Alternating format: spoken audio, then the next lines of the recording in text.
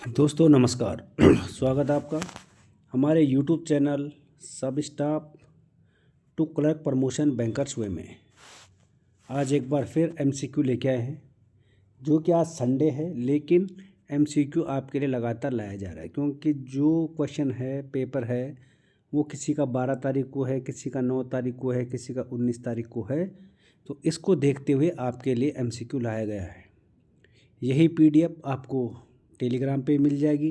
Telegram का link आपको description box में मिल जाएगा। और उम्मीद करता हूँ कि आप पढ़ाई कर रहे होंगे और प्रैक्टिस कर रहे होंगे। लगातार पढ़ाई और प्रैक्टिस पे ध्यान दीजिए। इस बार अगली बार की नौबत नहीं आनी चाहिए, इसी बार क्लियर हो जाना चाहिए, क्योंकि आपको पता ही है कि वैसे भी प्राइवेट बंदे जो अप्रेंटिस है वो धीरे धीरे क्लर्क वैकेंसी निकाल दी है बैंकों ने। तो मैं ये नहीं चाहता हूँ कि आप अगली बार फिर सेम पोस्ट पे रहो और फिर क्योंकि तब प्राइवेट हो जाएगा तो फिर सेम ही पोस्ट पे रहेगा बंदा। तो इसलिए आपसे मेरी हाथ जोड़कर विनती है कि प्लीज़ प्लीज़ प्लीज़ पढ़ाई करिए। और जितने भी आपको मैं ये नहीं बोलता मेरे से पढ़ाई करो, आपको जो भी बंदा सही लगता है, जो भी चैनल से आपको जो भी मिलता है, उसको आप रट जाओ और पढ़ाई कर जाओ। ठीक है भाई। और प्रमोशन ले लो भाई, गुरु प्रमोशन ले लो। नहीं तो आगे फिर दिक्कत होने वाली है, ये मैं आपको बताता हूँ। आज नहीं कि कल ही दिक्कत हो जाएगी, आने वाले 2 साल 4 साल में। तो फिर अगर आप प्रमोशन ले गए, उसके बाद आप प्रमोशन मत लेना। उसके आगे तो मैं आपको बोलूँगा भी नहीं कि कितनी तंगी है, आप ये खुद भी जानते हैं। तो लेक्चरबाजी भाषणबाजी बहुत हो गई। तो मैं आज का जो सेशन है वो शुरू करता हूँ, आज की क्लास। आज का सबसे पहला क्वेश्चन है कि cash shortage of rupees and above should be treated as fraud. मान लिया जाए आप कैशियर हो, ठीक है भाई, आप हो कैशियर। सुन लेना, आज क्वेश्चन बहुत ज़्यादा हैं और टाइम भी लगेगा, शायद मेरे को लग रहा है 25 मिनट, क्योंकि मैं आज मेरे पास एक्सप्लेनेशन भी नहीं कर रखा है मैंने, इसीलिए। क्योंकि क्वेश्चन कम से कम 30 तक क्वेश्चन है, एंटी मनी लॉन्ड्रिंग के क्वेश्चन है, केवाईसी के क्वेश्चन है, तो आज ज़्यादा क्वेश्चन है, तो एक्सप्लेनेशन नहीं है। तो पहला क्वेश्चन है, कैश अगर शॉर्टेज हो जाता है तो कितने रुपए तक, अगर कैशियर ने कितने रुपए तक का कैश शॉर्ट हो जाता है मान लिया जाए, तो उसको फ्रॉड माना जाएगा कि भाई कैशियर बहुत फ्रॉड है। पहला ऑप्शन है 5,000, दूसरा है 10,000, तीसरा है नो सच लिमिट और चौथा है 1,000। कि मतलब अगर 5,000 का शॉर्टेज हो जाता है कैश को, जब कैशियर बंद करता है, उसके साथ जॉइंट कस्टोडियन होता है जो कि कैश का जो मिलान करता है, जो साइन करता है अधिकारी, कितने रुपए तक का उस पर फ्रॉड का आरोप लगेगा कि ये तो फ्रॉड है, ये तो रुपए हजम कर जाता है बैंक के। तो इसका जो करेक्ट आंसर है वो है 10,000। अब आप बोलोगे सर वो अगर 5,000 खा जाएगा तो मिलान होगा ही नहीं। 5,000 तक थोड़ा मिस्टेक में आ जाता है। देखो मैं थ्योरी के हिसाब से बता रहा हूँ ना, ऐसे तो आप हजम नहीं कर सकते बैंक के रुपए, लेकिन मैं आपको थ्योरी के अकॉर्डिंग बता रहा हूँ कि अगर 10,000 रुपये तक का, 10,000 रुपये और 10,000 से ऊपर तक का अगर कोई भी कैशियर गबन कर जाता है, मिस्टेक हो जाती है उससे, तो वो मिस्टेक नहीं मानी जाएगी, उसको माना जाता है सीधा क्या, फ्रॉड। 5,000 तक उसको मिस्टेक हो जाती है कि लेन देन में ऊपर नीचे हो गया हो, भले उसने भरने अपनी जेब से ही है, ऐसे नहीं है कि कोई और भरेगा, लेकिन उसको वहाँ पे फ्रॉड नहीं माना जाता है एज पर यहाँ पर थ्योरी के अनुसार, है ना। समझ गए भाई। 10,000 रुपये आप कैशियर बनोगे, इसलिए पहला क्वेश्चन डाल रखा है। अगला क्वेश्चन है the bulk deposit limit for regional RRB. कि जो आरआरबी होते हैं, जो ग्रामीण बैंक होते हैं ना, रीजनल रूरल क्षेत्रीय जो ग्रामीण बैंक होते हैं, उनका जो बल्क डिपॉजिट लिमिट है कितने तक का है। बल्क मतलब एक साथ। पहला ऑप्शन है 15 लाख, दूसरा है 50 लाख, तीसरा है 100 लाख। 100 लाख बोलेंगे हम 1 करोड़, है ना, 1 करोड़ बोल देंगे उसको ना। और तीसरा है 300 लाख। अगर मैं 300 लाख की बात करता हूँ तो ये 3 करोड़ हो जाएगा। कहीं आप बोलोगे सर आप डायरेक्ट इतने लाख बोल रहे हो, 3 करोड़, ये हो जाएगा 1 करोड़। तो जो आरआरबी का बल्क डिपॉजिट है वो हो जाएगा आपका 1 करोड़ यानी 100 लाख एक साथ। जो बल्क मीन्स होता है ज़्यादा ज़्यादा ज़्यादा से ज़्यादा, मैक्सिमम। नेक्स्ट,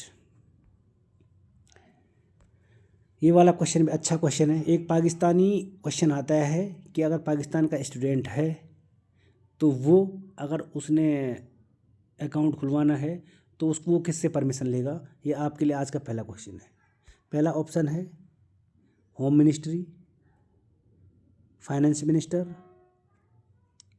और आरबीआई, या जो वो बैंक है उस बैंक से परमिशन लेगा। अगर पाकिस्तानी स्टूडेंट अकाउंट खुलवा रहा है तो वो किससे परमिशन लेगा। पहला ऑप्शन है होम मिनिस्टर, ठीक है।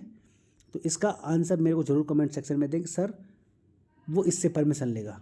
Home minister, finance minister, RBI और जो निजी बैंक है, जो भी जिस बैंक के आप हो उस बैंक से परमिशन लेगा।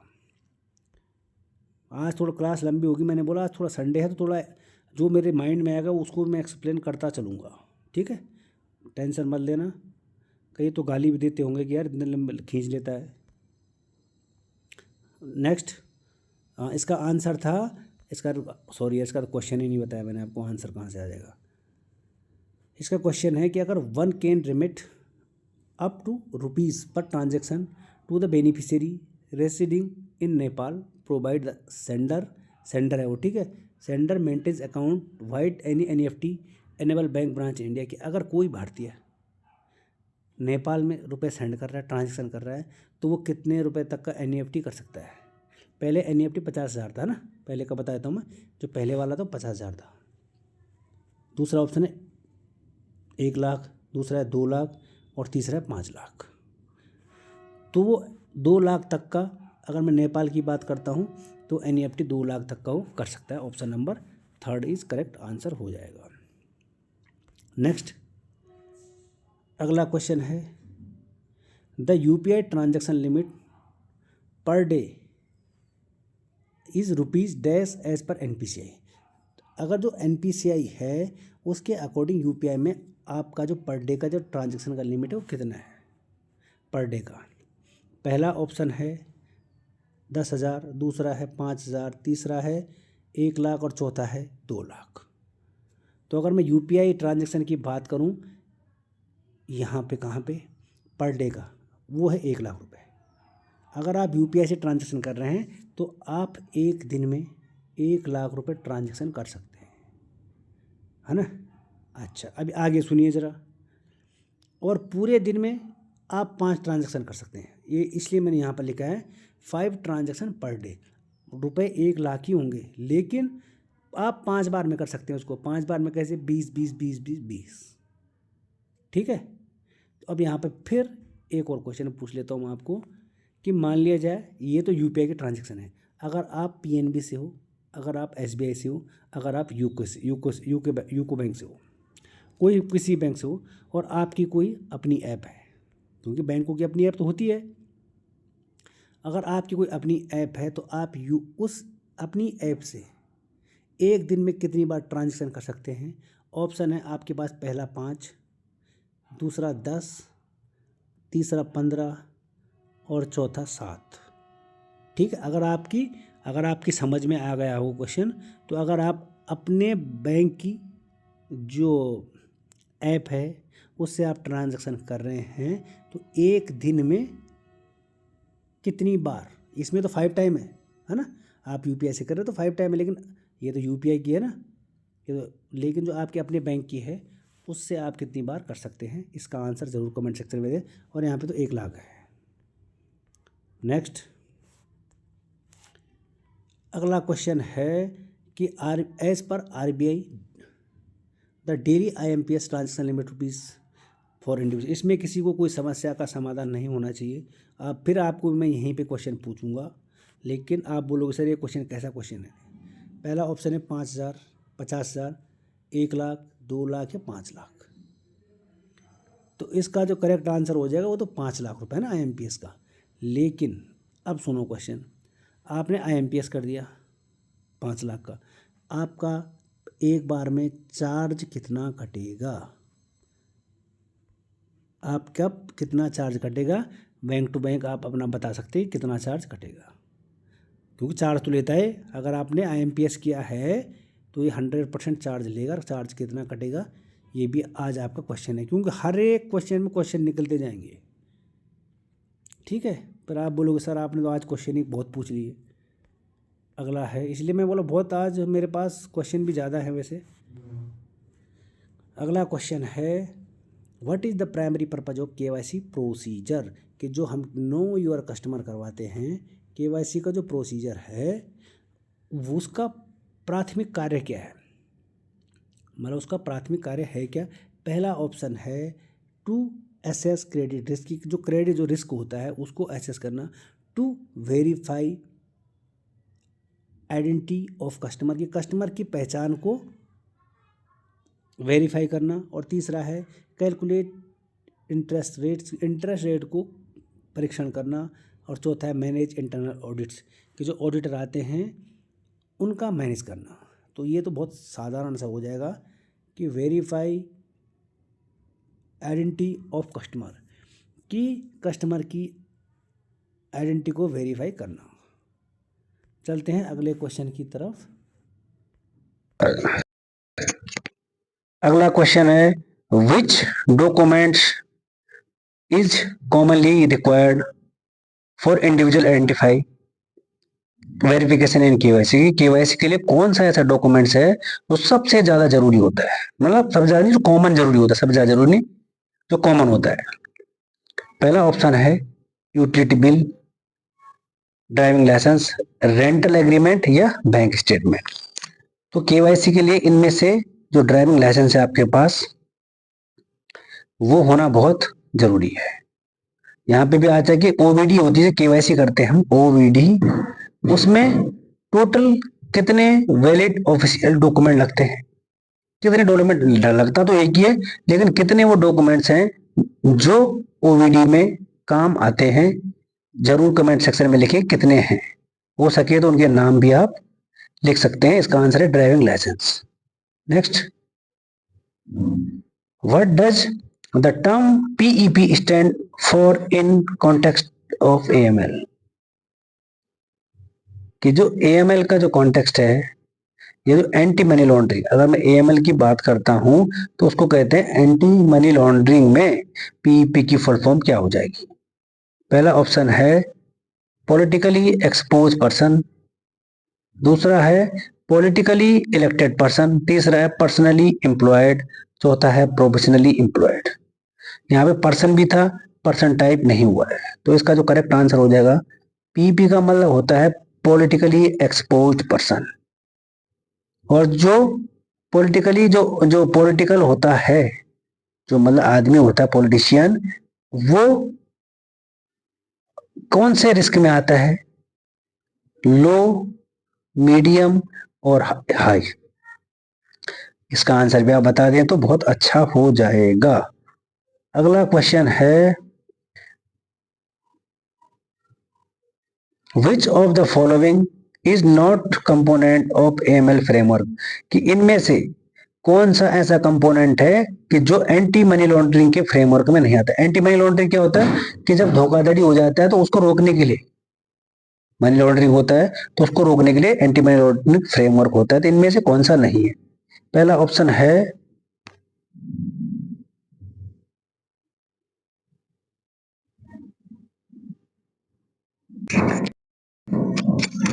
पहला ऑप्शन है customer due diligence, transaction monitoring, interest rate calculation और रिपोर्टिंग ऑफ सस्पिशियस एक्टिविटीज। तो इसका करेक्ट आंसर होता है कि जो एंटी मनी लॉन्ड्रिंग है वो इंटरेस्ट को कैलकुलेट नहीं करता हो, वो कस्टमर की हरकत को नजर रखता है, ट्रांजैक्शन पे मॉनिटरिंग करता है, और जो भी सस्पिशियस एक्टिविटीज होती है कि अगर आप किसी भी फंडिंग को गलत तरीके से फंड कर रहे हो तो उस पर नजर रखता है एंटी मनी लॉन्ड्रिंग। ठीक है, next, what does the full form of CDD, कि जो CDD की जो फुल फॉर्म है वो AML में क्या है। CDD की फुल फॉर्म, पहला ऑप्शन है कस्टमर ड्यू डिलिजेंस, दूसरा है कस्टमर डाटा डेवलपमेंट, तीसरा है क्लाइंट ड्यू डिलिजेंस और चौथा है क्लाइंट डाटा डिस्क्लोजर। इसका जो करेक्ट आंसर हो जाएगा वो हो जाएगा option number A is correct answer हो जाएगा कस्टमर ड्यू डिलिजेंस। ठीक है, नेक्स्ट क्वेश्चन है under KYC norms which type of customer is considered higher risk and requires enhanced due diligence। KYC के नॉर्म्स में ऐसा कौन सा जो कस्टमर है जो कि हाई रिस्क में आता है। ठीक है, पहला क्वेश्चन है सैलरी, जो सैलरीड पर्सन होता है, जो जिसकी सैलरी आती है। दूसरा होता है पॉलिटिकली एक्सपोज पर्सन, जो पॉलिटिशियन होता है वो। तीसरा है रिटायर्ड इंडिविजुअल, जो रिटायर होता है। चौथा है स्टूडेंट। तो मैंने आपको बताया भी था ऊपर कि जो हाई रिस्क में आता है वो आता है politically expose person. Next,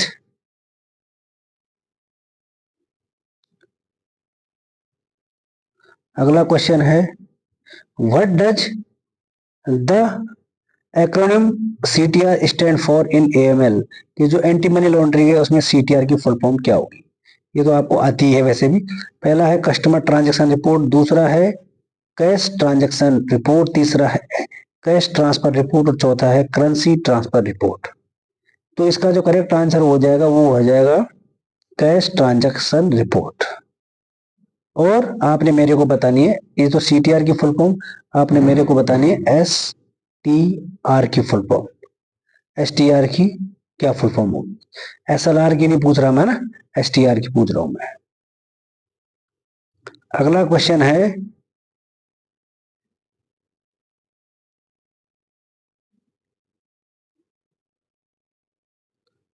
sorry, अगला क्वेश्चन हो जाएगा आपका which of the following is an example of suspicious activities that may need to reported under AML regulation. कि इनमें से कौन सा ऐसा एग्जाम्पल है जो कि सस्पिशियस है, एंटी मनी लॉन्ड्रिंग है, जो उसके नियमों के अनुसार। ठीक है, उसके नियमों के अनुसार कौन सा ऐसा सस्पिशियस एक्टिविटी है। पहला है large cash deposit inconsistent with the customer profile. कि अगर कोई कस्टमर है उसके खाते में अगर ज्यादा रुपए आ जाते हैं तो वो सस्पिशियस हो जाता है। सस्पिशियस होता है कि आपने उस पर डाउट करना है। दूसरा है रेगुलर सैलरी डिपॉजिट, जैसे आप और हमें जो सैलरी हमारी आती रहती है। नेक्स्ट, विड्रॉल फ्रॉम ATM, जो ATM से रुपए निकालते हैं। और चौथा है पेमेंट्स फॉर यूटिलिटी बिल्स, कि जो यूटिलिटी बिल्स के पेमेंट होता है वो आता है सस्पिशियस में। इन चारों में से कौन आएगा। तो इसका जो करेक्ट आंसर हो जाएगा वो हो जाएगा ऑप्शन नंबर पहला, कि अगर आपके खाते में इनकंसिस्टेंट रुपए जमा हो रहे हैं, लार्ज रुपए जमा हो रहे हैं, तो आप anti money laundering, anti money laundering का काम यही है बस।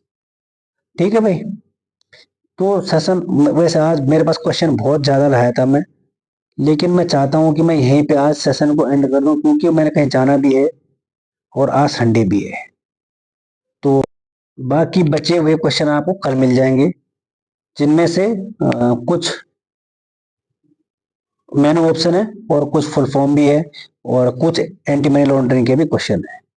क्योंकि मेरे को कहीं अभी जाना है तो इसलिए मैं आपसे माफी चाहता हूँ कि मैं और आज संडे को भी आपको क्लास दे देता हूँ। फिर मिलेंगे कल एक और नई कक्षा के साथ, एक और नई क्लास के साथ। तब तक के लिए थैंक यू और धन्यवाद। थोड़ा सॉरी, क्योंकि और भी थे मेरे पास क्वेश्चन, कम से कम 15-20 आज मैं सोचा था, लेकिन अब मेरे को थोड़ा बुलावा आ गया है और टाइम बहुत लगता है ना। तब तक के लिए थैंक यू और धन्यवाद।